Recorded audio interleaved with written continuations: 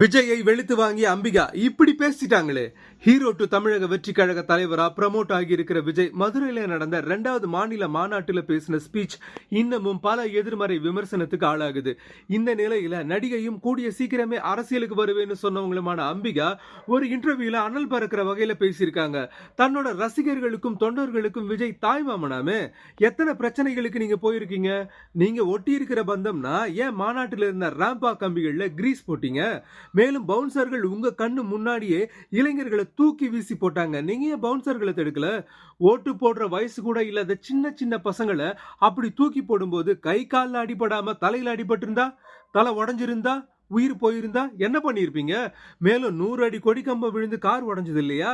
கார்ல இருந்தவர் 10 நிமிஷத்துக்கு முன்னதான் கார்ல இருந்து இறங்கி போயிருக்காரு. ஒருவேளை 10 நிமிஷம் லேட் ஆகியிருந்தா என்ன ஆகியிருக்கும்னு விஜய பங்கமா கலாய்ச்சி லெப்ட் அண்ட் ரைட் வாங்கிட்டாங்க அம்பிகா. கூடிய சீக்கிரமே அரசியலுக்கு வருவேன், ஆனா எந்த கட்சின்னு அறிவிப்பேன்னு அம்பிகா சொன்னாங்களே, ஞாபகம் இருக்கா? இவங்க பேசுறத வச்சு பார்த்தா திமுகவுல சேர போறாங்களோன்னு கமெண்ட் பண்றாங்க நெட்டிசன்ஸ்.